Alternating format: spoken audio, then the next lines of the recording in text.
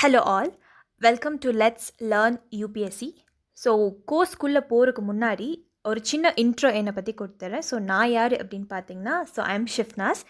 I run a channel called study Padi. அதில் நான் என்ன போடுவேன் அப்படின்னு பார்த்தீங்கன்னா, Tamil related UPSC content. Variety of subjects வந்து அங்கே இருக்கும். நீங்கள் வந்து நம்மளோட சேனல் ஸ்டடி படி சேனலுக்குள்ளே போய் விசிட் பண்ணி பார்க்கலாம் என்னென்னலாம் இருக்குது அப்படின்னு சொல்லிட்டு. இங்கேயே வந்து நான் இப்போ ஏன் இந்த கோர்ஸை பற்றி பேசிகிட்டு இருக்கேன், நான் ஏன் இங்கே பேசுகிறேன் ஃபர்ஸ்ட் ஆஃப் ஆல் அப்படின்னு பார்த்தீங்கன்னா, நம்மளுக்காக லெட்ஸ் லேர்ன் யூபிஎஸ்சியிலேருந்து ஒரு சின்ன ஹெல்ப் பண்ணாங்க. ஒரு வீடியோ வந்து போஸ்ட் பண்ணாங்க. நானும் வந்து அவங்களோட சேனலில் ஒரு வீடியோ போஸ்ட் பண்ணலான்னு வந்திருக்கேன். இதில் என்ன பார்க்க போகிறோம் அப்படின்னு பார்த்தீங்கன்னா, நம்ம வந்து மெயின்ஸ் ஆன்சர் ரைட்டிங் வந்து எப்படி எழுதுறது அண்ட் எக்கனாமிக்ஸ்க்கு ரிலேட்டடாக ஒரு சின்ன டாபிக் வந்து நம்ம பார்த்துடலாம். அண்ட் இது இல்லாமல் வந்து ஸ்டடி படி சேனலில் என்ன ஓடிட்டுருக்கு அப்படின்னு பார்த்தீங்கன்னா, அங்கே வந்து ஒரு 2 கோர்ஸ் வந்து போயிட்டுருக்கு. ஒன்று வந்து இதே மாதிரி mains answer writing course and economics course வந்து போயிட்டுருக்கு. எக்கனாமிக்ஸ் வந்து பார்த்திங்கன்னா ஃப்ரம் த பேசிக்லேருந்து டில் எக்கனாமிக்ஸ் சர்வே வரைக்கும் ஃபுல்லாக வந்து கவர் பண்ணிடுவோம். நீங்கள் அந்த கோர்ஸில் ஜாயின் பண்ணணுன்னா கீழே இருக்கிற டெஸ்கிரிப்ஷன் பாக்ஸில் வந்து என்னோடய நம்பர் இருக்கும். அதை நீங்கள் எடுத்து நீங்கள் என்ன சீக் பண்ணலாம். அது இல்லாமல் ஆன்சர் ரைட்டிங் கோர்ஸும் போயிட்டுருக்கு. உங்களுக்கு வந்து இந்த கோர்ஸ் பிடிச்சிருந்ததுன்னா வந்து நீங்கள் கீழே இருக்கிற நம்பருக்கு எடுத்து நீங்கள் மெசேஜ் பண்ணலாம். அண்ட் விதவுட் ஃபர்தர் டிலே நம்ம வந்து டாபிக்குள்ளே போயிடலாம். இது வந்து ஆன்சர் நீங்கள் எப்படி எழுதணும் அப்படிங்கிறத நான் வந்து சொல்கிறேன். ஓகேயா?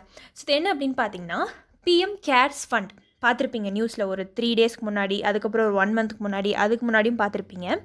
இந்த PM cares fund is not a public authority under the RTI act. Elucidate அப்படின்னு கொடுத்துருக்காங்க. கரெக்டாக? எலூசிடேட் அப்படின்னா என்னென்னா, சிம்பிள், மேக் இட் கிளியர் அப்படிங்கிறது தான் வந்து எலூசிடேட். எக்ஸ்பிளைன் பண்ணுங்கள் அப்படின்னு வந்து சொல்கிறாங்க. ரைட்டுங்களா? இது என்ன அப்படின்னு பார்த்தீங்கன்னா, 10 மார்க்குக்கு கேட்டிருக்காங்க. 10 மார்க்னா 150 வேர்ட்ஸில் நீங்கள் ஃபில் பண்ணணும். அண்ட் 10 மார்க்னா எவ்வளோ சைட்ஸ் எழுதணும்னு உங்களுக்கு தெரிஞ்சிருக்கணும். 10 மார்க்னா வந்து 2 சைடு நீங்கள் எழுதிருக்கணும். ஓகேங்களா? ஒரு ஷீட், ஃபுல் ஷீட் எடுத்துக்கிட்டிங்கன்னா ஒரு சைடும் இன்னொரு சைடும் கவர் பண்ணுற மாதிரி இருக்கிறது தான் 10 மார்க். நான் இங்கே வந்து 10 மார்க்கு தான் எடுக்க போகிறேன். விதவுட் ஃபர்தர் டிலே நம்ம போகலாம். ஃபர்ஸ்ட் வந்து இந்த கொஸ்டின் எப்படி அப்ரோச் பண்ணுறது அப்படின்னு பார்த்தீங்கன்னா, மெயினாக இங்கே எதை பற்றி பேசியிருக்காங்கன்னு பார்த்தீங்கன்னா, பிஎம் கேர்ஸ் ஃபண்ட் அதை பற்றி தான் பேசியிருக்காங்க. கரெக்டாக?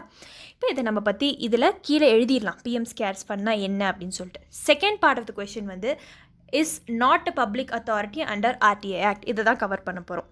இப்போ பிஎம் கேர்ஸ் ஃபண்ட்னா என்ன அப்படின்னு பார்த்தீங்கன்னா, a dedicated national fund with a primary objective of dealing with any kind of emergency or distress situation like post by COVID-19 pandemic. என்ன அப்படின்னு சொல்லியிருக்காங்கன்னா, பிஎம் கேர்ஸ் ஃபண்ட்னா ஒரு டெடிகேட்டட் நேஷ்னல் ஃபண்ட் செட்டப் பண்ணியிருக்காங்க நம்மளோட central government. அதோட primary objective என்னவா இருக்க போகுது அப்படின்னு பார்த்தீங்கன்னா, dealing with any kind of emergency, எந்த எமர்ஜென்சி வந்தாலும் இதிலேருந்து காசு எடுத்து யூஸ் பண்ணிக்கலாம். ஆர் டிஸ்ட்ரெஸ் சிச்சுவேஷன், ஒரு நீங்கள் நினச்சி பார்க்காத ஒரு சிச்சுவேஷன் வந்து உருவாகிருச்சு அப்படின்னா இதுலேருந்து காசு எடுத்து நீங்கள் யூஸ் பண்ணலாம். இப்போ COVID-19 வந்தது இல்லையா? அதோட அவுட் பிரேக்கில் தான் வந்து இதை க்ரியேட் பண்ணாங்க. And to provide relief to the affected. Affect ஆகிருக்கிறவங்களுக்கு காசு கொடுப்பாங்க. அண்ட் இதை வந்து என்ன சொல்கிறாங்கன்னா, a public charitable trust under the name of prime minister's citizen assistance and relief in emergency situation fund. இந்த ஃபண்டோட ஃபுல் ஃபார்ம் என்ன அப்படின்னு பார்த்தீங்கன்னா, PM cares prime minister citizen assistance and relief in emergency situations fund. இதுதாங்க. இது வந்து ஒரு public charitable ட்ரஸ்ட்டுன்னு சொல்கிறாங்க. இது என்னென்னு நான் பின்னாடி எக்ஸ்பிளைன் பண்ணுறேன். உங்களுக்கே தெரியும், பப்ளிக் சேரிட்டபிள் ட்ரஸ்ட்னால் ஒன்றும் இல்லை, பப்ளிக் வந்து காசு கொடுத்து ஹெல்ப் பண்ணுவாங்க. மக்களுக்கு ஹெல்ப் பண்ணுறது தான் பப்ளிக் சேரிட்டபிள் ட்ரஸ்ட்டுன்னு சொல்லுவாங்க. கரெக்டுங்களா? இதுதான் வந்து இதோட இன்ட்ரடக்ஷன். இதோட அப்ஜெக்டிவ் வந்து நம்ம எழுதிடுவோம். ஓகே, நம்ம எக்ஸ்பிளைன் பண்ணிகிட்டு இருக்கோம் ஆன்சர். எலூசிடேட்னா நீங்கள் உங்களுக்கு தகுந்த மாதிரி எக்ஸ்பிளைன் பண்ணிக்கலாம். இப்போ இதோட அப்ஜெக்டிவ் என்னென்னா, to support relief or assistance of any kind relating to public health emergency. இப்போ ஒரு COVID-19 வந்துருச்சு, ஒரு பெரிய வைரஸ் வந்து அட்டாக் பண்ணிடுச்சு, நிறைய பேர் இதனால் சாகுறாங்க அப்படின்னா ஒரு அசிஸ்டன்ஸ் வந்து மக்களுக்கு கொடுக்கணும். Any kind relating to public health emergency, calamity, இப்போ ஒரு நேச்சுரல் ஃப்ளட் ஒன்று வந்துருச்சு அப்படின்னா வந்து அதுக்கு கொடுக்கணும். ஆர் டிஸ்ட்ரெஸ், இதை மேன்மேட் ஆர் நேச்சுரல். இதை ப்ரிலிம்ஸ் பாயிண்ட் ஆஃப் வியூலேருந்து எப்படி கேட்பாங்கன்னு பார்த்தீங்கன்னா, பிஎம் கேர்ஸ் ஃபண்டில் போகிற காசு எல்லாம் வந்து ஒன்லி நேச்சுரல் கெலாமிட்டிஸ்க்காக மட்டும் யூஸ் பண்ணலாம், இல்லை ஒன்லி மேன்மேட் கெலாமிட்டிஸ்க்காக யூஸ் பண்ணலாம் அப்படின்னு சொல்லி கொடுக்கலாம். அப்போ தப்பாயிரும். போத் மேன்மேட் அண்ட் நேச்சுரல்னு கொடுத்தா டிக் பண்ணிட்டு வந்துருங்க. Upgradation of health care. இப்போ ஹெல்த் கேர் ஒரு இடத்துல ஒரு பின்தங்கிய சொசைட்டியில் வந்து ஹெல்த் கேர் நல்லா இல்லை அப்படின்னா அங்கே வந்து அதுக்கு காசு கொடுத்து உதவலாம். Or pharmaceutical facilities. வந்து மெடிசன்ஸ் வந்து பத்தலை, சில இடத்துல நிறையா மக்களுக்கு கொடுக்க வேண்டியது இருக்குன்னா அதுக்கும் வந்து எய்ட் பண்ணலாம் இந்த பிஎம்ஸ் கேர்லேருந்து எடுத்து. இது வந்து ஒன் ஆஃப் தி அப்ஜெக்டிவ். ரெண்டாவது objective என்னன்னு பார்த்தீங்கன்னா to render financial assistance provide grants as may be deemed necessary by the board of trustees to the affected population. So ஒரு பாப்புலேஷன் ஒரு கைண்ட் ஆஃப் மக்கள் வந்து சர்டன் பீப்புள் வந்து affect ஆகிருக்காங்க ஒரு வியாதினால அப்படின்னு பார்த்தீங்கன்னா ஒரு போர்ட் ஆஃப் ட்ரஸ்டீஸ்ன்னு வந்து இந்த பிஎம் கேர்ஸ்குள்ளே இருக்காங்க. அவங்க வந்து என்ன சொல்லுவாங்கன்னா ஓகேப்பா காசு எடுத்து கொடுத்துருங்க, ஃபினான்ஷியல் அசிஸ்டன்ஸ் வந்து கொடுத்துருங்க அப்படின்னு வந்து சொல்லி உதவுவாங்க மக்களுக்கு. அதுக்கப்புறம் தேர்ட் அப்ஜெக்டிவ் என்னென்னா to undertake activities which is consistent with above objective. So மேலே சொல்லியிருக்கிற 2 அப்ஜெக்டிவ்ஸில் வந்து இதுக்கு தகுந்த மாதிரி இதுலேருந்து சப்செட்ஸ்லாம் வந்து நிறையா வரும். இதுலேருந்து கீழே நிறைய பிரச்சனைகள்லாம் உருவாகிட்டு வரக்கு வாய்ப்பு இருக்குது. ஸோ அதுக்கெல்லாம் வந்து உதவுங்கள் அப்படின்னு வந்து இதோட அப்ஜெக்டிவ் வந்து தேர்ட் அப்ஜெக்டிவ் சொல்லுது. இப்போ இந்த ட்ரஸ்ட்டுக்குள்ளே யாரெல்லாம் இருக்காங்க அப்படின்னு சொல்லி பார்ப்போம். ட்ரஸ்ட்குள்ளே யாரெல்லாம் இருக்காங்கன்னு பார்த்தீங்கன்னா பிரைம் மினிஸ்டர் தான் வந்து எக்ஸ் ஒஃபிஷியோ சேர்மன்னு சொல்லுவாங்க. ஸோ நார்மலாக எக்ஸ் ஒஃபிஷியோக்கு மீனிங் என்னென்னு பார்த்தீங்கன்னா யார் பிரைம் மினிஸ்டர் ஆகுறாங்களோ அவங்க டேரெக்டாக இதுக்கு சேர்மன் ஆயிடுவாங்க, அதுதான் ஓகேங்களா. அடுத்து minister of defence, minister of finance minister, அதுக்கப்புறம் home affairs, minister of home affairs. So இவங்க எல்லாமே வந்து யாருன்னு பார்த்தீங்கன்னா எக்ஸ் ஒஃபிஷியோ ட்ரஸ்டீஸ் ஆயிடுவாங்க. ஓகே, பிரைம் மினிஸ்டர் யாருங்க? சேர்மன். அடுத்து இந்த 3 பேர் யாருன்னு பார்த்தீங்கன்னா எக்ஸ் ஒஃபிஷியோ ட்ரஸ்டீஸ். அதே மாதிரி தான் யார் மினிஸ்டராக இருக்காங்களோ அவங்க இதுக்கு வந்து ட்ரஸ்டி ஆயிடுவாங்க. அடுத்து த சேர்பர்சன் யாருன்னா நம்ம பிரைம் மினிஸ்டர் இருக்கார் இல்லையா, அவர் வந்து என்ன பண்ணுவார்னா can nominate 3 other persons, eminent persons ஞாபகம் வச்சுக்கோங்க. ஸோ யாரெல்லாம் இந்த ஃபீல்டெலாம் டாப்பில் இருக்காங்களோ, for example law, social service, health, public administration etcetera etcetera. So இந்த மாதிரி ஃபீல்டெல்லாம் யாரெல்லாம் வந்து நல்லா வேலை செஞ்சுருக்காங்களோ அவங்கள தான் எமினென்ட் பர்சன்னு சொல்லுவாங்க. ஸோ அவங்கள எடுத்து இதில் வந்து நாமினேட் பண்ணி போடலாம். ஸோ இதுதாங்க கான்ஸ்டியூஷன் ஆஃப் த ட்ரஸ்ட் வந்து இதுதான், இப்படி தான் கான்ஸ்டியூட் பண்ணுவாங்க. And any person appointed as a trustee shell act in bro போனோ கெப்பாசிட்டி. ஸோ இந்த மாதிரி மெயின்ஸில் நீங்கள் எழுதும் போதெல்லாம் வந்து இந்த மாதிரி ஒரு 2-3 வேர்ட்ஸ் எல்லாம் படித்து வச்சுக்கோங்க. ப்ரோ போனோ கெப்பாசிட்டி. ப்ரோ போனோ கெப்பாசிட்டினா என்னென்னு பார்த்தீங்கன்னா நல்லது பண்ணுறது, நீங்கள் என்ன நல்லதுன்னு ஃபீல் பண்ணுறீங்களோ அது பண்ணுறது தான் வந்து ப்ரோ போனோ கெப்பாசிட்டி. ஸோ உள்ளே இருக்கிற ட்ரஸ்டி மெம்பர்ஸ்லாம் வந்து எது நல்லதுன்னு தோணுதோ அதெல்லாம் பண்ணலாம். ஃபண்டு டீட்டெயில்ஸ், இப்போ தான் வந்து மெயினாக நம்ம ஆன்சருக்குள்ளே போகிறோம். ஃபண்டு டீட்டெயில்ஸை நான் எப்படி ஃபண்டு செய்கிறது, அந்த ஃபண்டை என்ன பண்ணுறாங்க அப்படின்னு பார்த்தீங்கன்னா it consist of voluntary contribution and no budgetary support. Very very important point. ப்ரிலிம்ஸில் வந்து என்ன கேட்பாங்கன்னு பார்த்தீங்கன்னா பிஎம் கேர்ஸ் ஃபண்ட் வந்து பட்ஜெட்டரி சப்போர்ட் வந்து கிடைக்குது அதுக்கு அப்படின்னு சொல்லி போடுவாங்க. பட்ஜெட்டரி சப்போர்ட்னா என்னன்னு பார்த்தீங்கன்னா நார்மலாகவே வந்து பட்ஜெட் போடுவாங்க கரெக்டாக. கவர்மெண்ட்டு பட்ஜெட் போடும்போது இந்த ஃபண்டுக்கு இவ்வளோ காசு வந்து நாங்கள் கொடுப்போம் அப்படிங்கிற மாதிரி சொல்லுவாங்க. ஆனால் இதில் என்ன அப்படின்னு பார்த்தீங்கன்னா பட்ஜெட்டரி சப்போர்ட் வந்து கிடைக்காது. ஓகே, அண்ட் இது வந்து முழுக்க மக்கள்கிட்டே மட்டும் போகும். இப்போ நான் வந்து ஒரு 10 ரூபா டொனேட் பண்ணுறேன், மினிமம் அமௌண்ட் வந்து பிஎம் கேர்ஸ் ஃபண்ட் வந்து 10 ரூபா டொனேட் பண்ணலாம். ஓகேங்களா. ஸோ 10 ரூபா டொனேட் பண்ணுறேன் அப்படின்னா அது என் மூலயமா மக்கள்கிட்ட மட்டும்தான் போகும். ஓகேங்களா.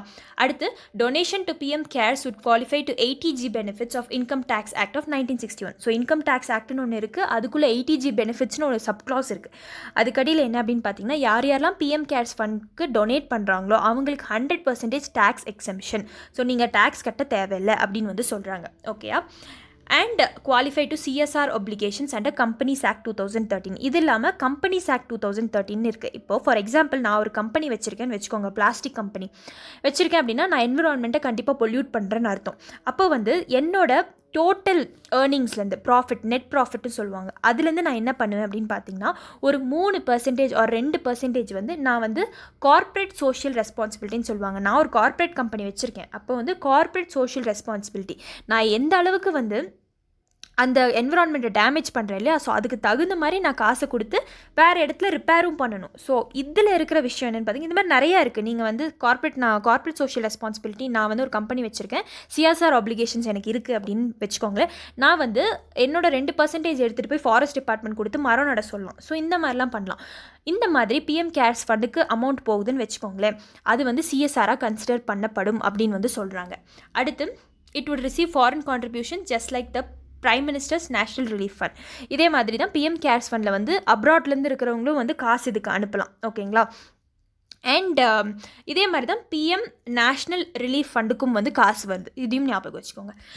அடுத்து நம்ம ஆன்சரோட மெயின் பார்ட்டுக்கு வந்து வரப்போகிறோம். ஸோ என்ன அப்படின்னு பார்த்தீங்கன்னா PM CARES not a public authority. So நம்ம பார்த்தோம் it is not a public authority, அதுக்கு என்ன மீனிங் அப்படின்னு பார்க்க போகிறோம். So PM cares fund is not a public authority under session 2 Clause H of RTI of 2005. So right to information act 2005 உங்களுக்கு வந்து தெரிஞ்சிருக்கணும் கரெக்டாக. இப்போ ரைட் டு இன்ஃபர்மேஷன் ஆக்டில் என்ன சொல்லியிருக்காங்கன்னா செஷன் 2 clause H அதுக்குள்ள சில விஷயங்கள்லாம் வந்து எது பப்ளிக் அத்தாரிட்டி, யார் யாரெல்லாம் பப்ளிக் அத்தாரிட்டி, யார் யாரெல்லாம் பப்ளிக் அத்தாரிட்டி இல்லை அப்படின்னு சொல்லி இருக்குது. ஸோ இது வந்து பப்ளிக் அத்தாரிட்டி கடியில் வராது பிஎம் கேர்ஸ் ஃபண்ட். அதனால் ஆர்டிஐ வந்து இதுக்கு போட முடியாது. ஆர்டிஐனா உங்களுக்கே தெரியும், ரைட் டு இன்ஃபர்மேஷன் ஆக்ட் போட்டு தான் வந்து ஒரு விஷயத்துக்கான இன்ஃபர்மேஷன் நம்ம கேதர் பண்ண முடியும். ஸோ இதுக்கு வந்து ஆர்டிஐ போட முடியாது. ஆர்டிஐ வந்து என்ன போடுவாங்கன்னு பார்த்தீங்கன்னா, எவ்வளோ வந்திருக்கு, எவ்வளோ ஸ்பெண்ட் பண்ணுறீங்க அப்படிங்கிற, எதுக்கெல்லாம் ஸ்பெண்ட் பண்ணியிருக்கீங்க, எனக்கு வந்து ஆடிட் கொடுங்க அப்படிங்கிற மாதிரிலாம் கேட்பீங்க. ஸோ இதில் வந்து என்ன சொல்லிட்டாங்கன்னா, சாரிப்பா ஆர்டிஐ இது கிடையாது, ஏன்னா இது வந்து பப்ளிக் அத்தாரிட்டி கிடையாது அப்படின்னு சொல்லிட்டாங்க. ஸோ இந்த section 2 clause H of RTI பற்றி டீட்டெயிலாக பார்த்துருவோம். ஸோ இது என்ன சொல்லுதுன்னு பார்த்தீங்கன்னா, பப்ளிக் அத்தாரிட்டினா யாருன்னு டிஃபைன் பண்ணியிருக்கு. So public authority is any body constituted under a constitution. இப்போ நம்ம கான்ஸ்டியூஷனில் வந்து ஒரு விஷயத்தை பற்றி டிஃபைன் பண்ணியிருந்தாங்க, ஒரு விஷயத்தை வந்து கான்ஸ்டியூஷனில் மென்ஷன் பண்ணியிருக்காங்க அப்படின்னா அவங்க பப்ளிக் அத்தாரிட்டி ஆயிடுவாங்க.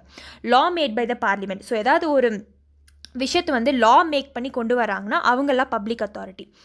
And law made by the state legislatures. So parliament வந்து சென்டரில் மேக் பண்ணுதுன்னா ஸ்டேட்ஸில் ஸ்டேட் லெஜிஸ்லேச்சர்ஸ் இருக்கும், அவங்க லா மேக் பண்ணி கொண்டு வரதும் பப்ளிக் அத்தாரிட்டி.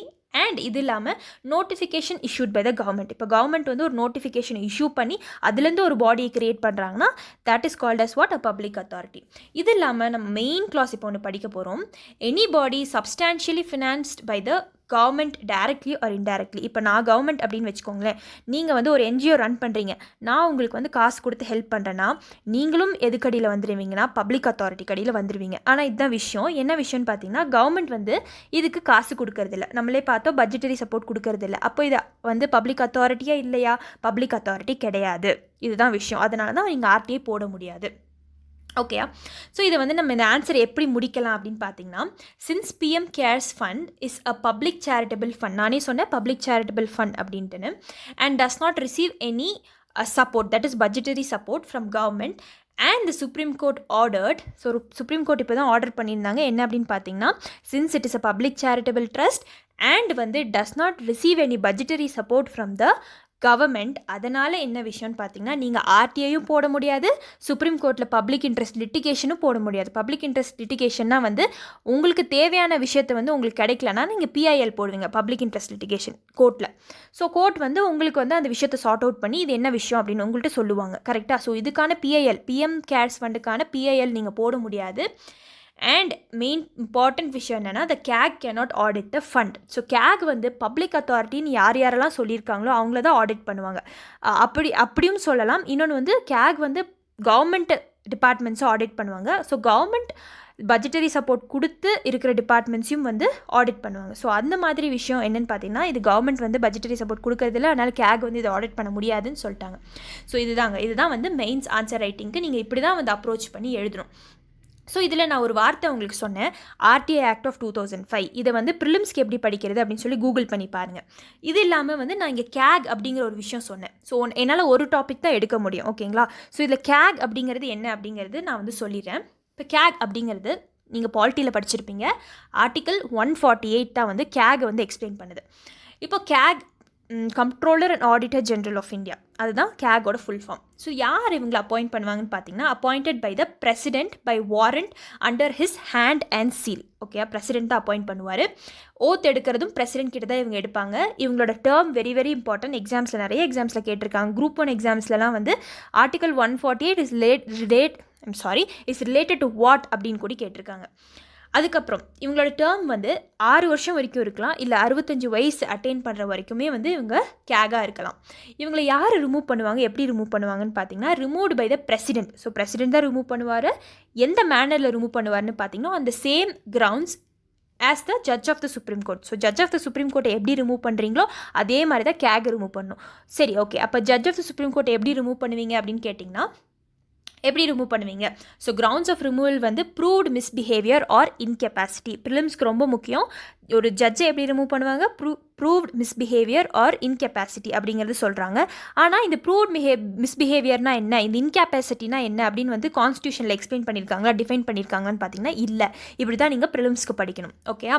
அடுத்து எப்படி எந்த மேனரில் ரிமூவ் பண்ணுவாங்கன்னு பார்த்தீங்கன்னா, special majority of each house of the parliament. இப்போ லோக்சபா இருக்குது, ராஜ்யசபா இருக்குது, 2 ஹவுஸ்லேயும் வந்து ஸ்பெஷல் மெஜாரிட்டி தனித்தனியாக பாஸ் பண்ணணும்.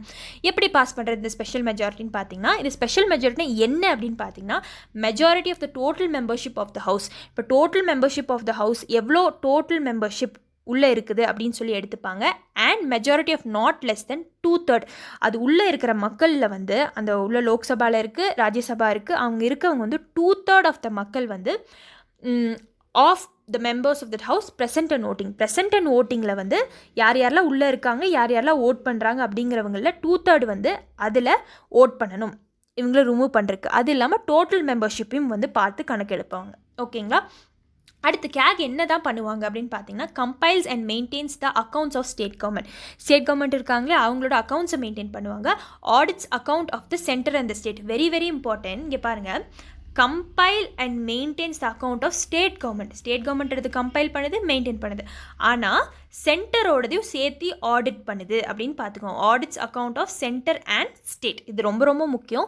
ப்ரிலிம்ஸில் எப்படி கேட்பாங்கன்னு பார்த்தீங்கன்னா, CAG compiles and maintains the accounts of சென்டர்னு கேட்கவும் வாய்ப்பு இருக்குது. So compiles and maintains the account of state government மட்டும்தான். ஆனால் ஆடிட் பண்ணுறது central and state government audit பண்ணுறாங்க. அடுத்து audits the receipts and expenditures of bodies which are substantially funded by the centre or states. So centre or state வந்து சப்ஸ்டான்ஷியலாக fund பண்ணுறாங்களே, so இந்த NGOs மாதிரிலாம் இருக்காங்க, அவங்களதையும் ஆடிட் பண்ணுவாங்க. ஸோ இப்போ தான் நான் சொன்னேன், கவர்மெண்ட் வந்து அவங்களுக்கு கொடுக்குறதில்ல, பிஎம் கேஸ் கொடுக்குறதில்ல, அதனால் கேக் வந்து ஆடிட் பண்ண மாட்டாங்க. அடுத்து audit of government companies and corporation. So government companies இருப்பாங்க, கார்பரேஷன்ஸ் இருக்காங்க, அவங்களையும் ஆடிட் பண்ணுவாங்க. Submit the report to the president governor. So respected state government இருந்தால் அவங்க கவர்னர்கிட்ட ப்ரெசென்ட் பண்ணிடுவாங்க, சென்டரில் வந்து பிரசிடென்ட்டை கொடுத்துருவாங்க. Works in close coordination with the public accounts committee. So public accounts கமிட்டியும் நீங்கள் பாலிட்டியில் படிச்சிருப்பீங்க, பிஏசின்னு சொல்லுவாங்க. ஸோ இதில் வந்து யாருன்னு பார்த்தீங்கன்னா, டோட்டல் 22 மெம்பர்ஸ் இருப்பாங்க. 22 மெம்பர்ஸில் வந்து 15 from the Lok Sabha and 7 from the Rajya Sabha. So இந்த மாதிரி மெம்பர்ஸ் வந்து இருப்பாங்க. பப்ளிக் அக்கௌண்ட்ஸ் கமிட்டியும் இந்த மாதிரி ரிப்போர்ட்ஸ் எல்லாம் கவர்மெண்ட்லாம் எடுத்து பார்ப்பாங்க, எவ்வளோ செலவு பண்ணுறாங்க, கரெக்டாக செலவு பண்ணியிருக்காங்களா அப்படின்னு. ஸோ அதனால் இவங்க கூட க்ளோஸ் ரிலேஷன்ஷிப்பில் ஒர்க் பண்ணுவாங்க. அடுத்து டைப்ஸ் ஆஃப் ஆடிட். ஸோ டோட்டலாக 3 டைப்ஸ் ஆஃப் ஆடிட் வந்து கேக் பண்ணுவாங்க. ஒன்று வந்து ஃபினான்ஷியல் ஆடிட், இன்னொன்று கம்ப்ளைன்ஸ் ஆடிட், இன்னொன்று பர்ஃபார்மன்ஸ் ஆடிட். ஃபினான்ஷியல் ஆடிட்னா உங்களுக்கே தெரிஞ்சிருக்கும், காசு சம்மந்தப்பட்ட விஷயம் தான். So whether acceptable accounting standards for financial reporting and disclosures are compiled with or not. என்ன பண்ணுவாங்கன்னா, கரெக்டாக காசை வந்து இந்த விஷயத்துக்கு வந்து ரூல்ஸ் படி எடுத்து கொடுத்துருக்காங்களா அப்படின்னு சொல்லி பார்ப்பாங்க. கம்ப்ளைன்ஸ் ஆடிட்னா என்னென்னா, whether the expenditures is as per the legislative authorisation through the budget or not and whether it is in conformity with relevant rules, laws and regulations. So என்ன பண்ணுவாங்கன்னா, பட்ஜெட்டில் வந்து இவ்வளோ தான் செலவு பண்ணணும்னு இருக்கும். ஸோ அதுக்கு ஏற்ற மாதிரி தான் செலவு பண்ணுறாங்களான்னு பார்ப்பாங்க. அண்ட் ரூல்ஸை ஃபாலோ பண்ணுறாங்களா, ரெகுலேஷன்ஸ் ஃபாலோ பண்ணுறாங்களான்னு பார்ப்பாங்க கவர்மெண்ட். அடுத்து பர்ஃபார்மன்ஸ் ஆடிட்னு ஒன்று இருக்குது. என்னென்னா, whether the government programmes are run efficiently and effectively and whether it benefits reaching to the intended beneficiaries or not. So government வந்து இவ்வளோ மக்களை வந்து நான் கவர் பண்ணுவேன், இந்த பாலிசிக்குள்ளே இவ்வளோ மக்களுக்கு வந்து நான் காசு கொடுப்பேன் அப்படின்னு வந்து சொல்லியிருப்பாங்க. ஸோ பண்ணுறாங்களா இல்லையா கவர்மெண்ட் அப்படிங்கிறது வந்து பர்ஃபார்மன்ஸ் ஆடிட் மூலயமா வந்து சொல்லுவாங்க. ஸோ இதுதாங்க 3 டைப்ஸ் ஆஃப் ஆடிட். ஸோ இப்படி தான் வந்து ஒரு கொஸ்டினை வந்து நீங்கள் அப்ரோச் பண்ணும். ஸோ இதுதான் ஆன்சர் ரைட்டிங். அண்ட் உங்களுக்கு இந்த ஆன்சர் ரைட்டிங் கோர்ஸில் ஜாயின் பண்ணுன்னா கீழே எனக்கு வந்து மெசேஜ் பண்ணி கேளுங்க. ஓகே, மெயில் ஐடி கொடுத்துருக்கேன், Telegram number and WhatsApp number 3மே கொடுத்துருக்கேன். ஸோ நீங்கள் மெசேஜ் பண்ணி கேட்கலாம். அண்ட் இது இல்லாமல் வந்து நீங்கள் வந்து எக்கனாமிக்ஸ் கோர்ஸில் ஜாயின் பண்ணுன்னா அதோட ஸ்னீக் பீக் மாதிரி தரேன். இப்போ வந்து இதை பற்றி பட்ஜெட்டில் வந்து பேசியிருக்காங்க. என்னென்னா, பிஎம் உஜ்வாலா யோஜனா அப்படிங்கிறது பட்ஜெட்டில் வருஷம் பேசுவாங்க. ஸோ என்னது இது பிஎம் உஜ்வாலா யோஜனான்னு பார்த்தீங்கன்னா, providing cooking case connections to rural woman. இப்போ ஹிந்தி தெரிஞ்சதை இதை நீங்கள் ஈஸியாக எழுதிடலாம். சவுத் ஸ்டூடெண்ட்ஸாக இருந்தீங்கன்னா வச்சுக்கோங்களேன், இது நீங்கள் கண்டிப்பாக படித்து தான் ஆகணும். ஸோ ரூரல் விமனுக்கு வந்து கேஸ் கனெக்ஷன்ஸ் வந்து கொடுப்பாங்க. ஏன் அப்படின்னு பார்த்தீங்கன்னா, so most of the rural women வந்து அந்த கட்டைன்னு சொல்லுவாங்களா, அடுப்பு கட்டை, அது எரிச்சு வந்து அவங்களோட லங்ஸ் வந்து பாதிக்கப்படுது. இதனால் வந்து ஒரு சீக்கிரம் ஏஜ்லேயே வந்து இறந்து போயிடுறாங்க. ஸோ நிறைய டெத்ஸ் இருக்குது, என்விரான்மெண்ட் பொல்யூஷன் நடக்குது. ஸோ இதனால் வந்து என்ன பண்ணணும், ரூரல் விமனுக்கு இந்த மாதிரி கேஸ் கனெக்ஷன்ஸ் கொடுக்கணும் அப்படின்னு. ஸோ இதோட டார்கெட் பார்த்தீங்கன்னா 8 crore by 2020. ஆனால் 2019 வந்து அந்த டார்கெட்டை முடிச்சிட்டாங்க அவங்க. இது வந்து எந்த மினிஸ்ட்ரி கடியில் வருது உஜ்வாலா யோஜனான்னு பார்த்தீங்கன்னா, ministry of petroleum and natural gas. Very important, ப்ரிலிம்ஸ்க்கு கேட்பாங்க. இது வேறு ஏதாவது மினிஸ்ட்ரின்னு கொடுத்து உங்களை வந்து கரெக்டாக தப்பான்னு வந்து செக் பண்ணுவாங்க. ஸோ இதை வந்து கரெக்டாக நீங்கள் ஞாபகம் வச்சுக்கணும். Ministry of petroleum and natural gas. Identification of below poverty level families through the socio economic caste census. So socio economic caste census வந்து 2011 டேட்டாவை எடுத்து அது யாரெல்லாம் பிலோ பாவர்ட்டி லைனில் இருக்காங்களோ அவங்களெல்லாம் இந்த ஸ்கீம்குள்ளே கொண்டு வந்துருவாங்க. AIIMS to provide deposit free LPG connections to all poor house holds. So யாரெல்லாம் புவர் ஹவுஸ் ஹோல்ட்ஸ் இருக்கோ அவங்களுக்கு வந்து டெபாசிட் இல்லாமல் டெபாசிட்டே நீங்கள் கட்ட தேவையில்லை, ஃப்ரீ எல்பிஜி கனெக்ஷன்ஸ் வந்து கொடுப்பாங்க. Now, with the recent change, poor people will be able to opt for the scheme even if they are so far were not eligible after furnishing the required identification documents. So இப்போ என்ன changes கொண்டு வந்திருக்காங்க புதுசாக அப்படின்னு பார்த்தீங்கன்னா இந்த பட்ஜெட்டில் நீங்கள் பிலோ பாவர்ட்டி லைனில் இல்லைனாலும் பரவாயில்ல, நீங்கள் புவர் அப்படிங்கிற டீட்டெயில்ஸ் எல்லாம் வந்து கவர்மெண்ட் கிட்ட காட்டிட்டு நீங்கள் இந்த மாதிரி ஃப்ரீ எல்பிஜி கேஸ் கனெக்ஷன்ஸ் வந்து வாங்கிக்கலாம். ஆல்ரெடி உங்கள்கிட்ட எல்பிஜி கேஸ் கனெக்ஷன்ஸ் இல்லைனா நீங்கள் இப்படி வாங்கிக்கலாம். Now the scheme will cover all the poor households of the country. So யாரெல்லாம் புவரோ அவங்க எல்லாத்தையும் கவர் பண்ணிடும். Now beneficiaries have to self-declare themselves as poor. So புவர்னு நீங்களே போய் சொல்லிட்டா போதும், உங்களுக்கு கிடச்சிரும். அந்த காசு சென்சஸ்லாம் பார்த்தெல்லாம் சொல்ல மாட்டாங்க. LPG connections is released in the name of the adult woman of the below poverty line family. Very important. யாரோட பேரில் வந்து இந்த எல்பிஜி கனெக்ஷன்ஸ் கொடுப்பாங்கன்னு பார்த்தீங்கன்னா, யார் உங்கள் குடும்பத்தில் வந்து மூத்த தலைவி அவங்க பேரில் தான் வந்து கொடுப்பாங்க. With a financial support of ₹1600. So கையில் உங்களுக்கு 1600 கொடுத்து இந்த அம்மா ஃப்ரீ எல்பிஜி கேஸ் கனெக்ஷன்ஸ் வச்சுக்கோன்னு சொல்லி கொடுப்பாங்க. அதில் ஒரு கண்டிஷன் இருக்குது இந்த 1600 என்ன அப்படின்னு பார்த்தீங்கன்னா, with condition of no LPG connection. உங்கள் வீட்டில் எல்பிஜி கனெக்ஷனே இல்லை, என் வீட்டில் கேஸ் ஸ்டவ்வே இல்லை, சிலிண்டரே இல்லை அப்படின்னு பார்த்தீங்கன்னா அப்போ தான் இந்த 1600 கொடுப்பாங்க. வெரி இம்பார்ட்டன்ட் பாயிண்ட், பிலிம்ஸில் கேட்க வாய்ப்பு இருக்குது. இதில் என்ன ஆகும்னு பார்த்தீங்கன்னா, consumers will have the option to purchase gas stove and refill. So இந்த 1600 வச்சு என்ன பண்ணலாம்னா, கேஸ் ஸ்டவ் வாங்கிக்கலாம், அடுத்து அந்த கேஸை வந்து திருப்பி ரீஃபில் பண்ணிக்கலாம். இது வந்து உடனே நீங்கள் காசு கொடுக்கணும் தேவையில்ல, இஎம்ஐ மூலியமாக கட்டிக்கலாம். இஎம்ஐனா உங்களுக்கே தெரிஞ்சிருக்கும், இப்போ ஒரு 1000 ரூபானா வந்து 200 கட்டுறது. ஸோ அதுதான் இஎம்ஐ. அண்ட் சில இஎம்ஐக்கு வந்து இன்ட்ரெஸ்ட் இருக்கும். நீங்கள் இஎம்ஐ வந்து இன்ட்ரெஸ்ட் பே பண்ணி இஎம்ஐயும் பே பண்ணுற மாதிரி இருக்கும். ஆனால் இதில் என்னென்னு பார்த்தீங்கன்னா, interest free EMI, 0 interest. So EMI மட்டும் கட்டிட்டு இருந்தால் போதும், இன்ட்ரெஸ்ட் கட்ட தேவையில்ல. அண்ட் இந்த இஎம்ஐயும் எப்படி ரெக்கவர் பண்ணிப்பாங்கன்னு பார்த்தீங்கன்னா, recovered through LPG subsidy received by the beneficiary. உங்களுக்கே தெரியும், இப்போ நீங்கள் கேஸ் வாங்குறீங்கன்னா வந்து எக்ஸ்ட்ரா காசு கொடுத்துருப்பீங்க. அந்த எக்ஸ்ட்ரா காசை வந்து உங்களோட பேங்க் அக்கௌண்ட்டில் வந்து போட்டு விட்ருவாங்க. கரெக்டாக இப்போ 1400 கொடுக்குறீங்கன்னு வச்சுக்கோங்களேன், 400 உங்கள் பேங்க்கில் போட்டு விட்ருவாங்க. இதுதான் வந்து இந்த 400 மூலயமா வந்து என்ன பண்ணிடுவாங்க அப்படின்னு பார்த்தீங்கன்னா, இந்த சப்சிடி எல்பிஜி சப்சிடி கொடுக்குறாங்க, அது மூலயமா இந்த இஎம்ஐ வந்து எடுத்துப்பாங்க. இதுதாங்க கான்செப்ட். இதுதான் பட்ஜெட்டில் வந்து பேசியிருக்காங்க. ஸோ எக்கனாமிக்ஸில் வந்து பேசிக்ஸ்லேருந்து நான் எடுத்திருக்கேன். கிளாஸ் வந்து போயிட்டுருக்கு. இப்போ தான் வந்து 5 கிளாஸஸ் வந்து முடிஞ்சிருக்கு. ஸோ அது இல்லாமல் ப்ரீவியஸாக நான் யூடியூப்பில் எடுத்த எக்கனாமிக்ஸ் ரிலேட்டட் வீடியோஸும் வந்து அந்த டெலிகிராம் சேனலில் போஸ்ட் பண்ணியிருக்கேன். உங்களுக்கு இந்த எக்கனாமிக்ஸ் கோர்ஸ் இல்லைனா ஆன்சர் ரைட்டிங் கோர்ஸில் ஜாயின் பண்ணணும்னா கீழே டெஸ்கிரிப்ஷன் பாக்ஸில் இருக்குது, அதை டெக்ஸ்ட் பண்ணி கேளுங்க. அண்ட் உங்களுக்கு வந்து எக்கனாமிக்ஸ் கோர்ஸ் எப்படி இருக்கும் அப்படின்னு தெரியணும் அப்படின்னா பண்ணி கேளுங்க. அதோட ஃபர்ஸ்ட் பேசிக் வீடியோ வந்து நான் உங்களுக்கு அனுப்புறேன். Okay, that's it for the video and thank you for Let's Learn UPSC for giving me such an opportunity to display my content in your YouTube. And உங்களுக்கு ஏதாவது தமிழ் ரிலேட்டட் யூபிஎஸ்சி சம்மந்தமாக எந்த doubts இருந்தாலும் நீங்கள் கீழே எனக்கு மெசேஜ் பண்ணி கேட்கலாம். And that's it. Thank you friends.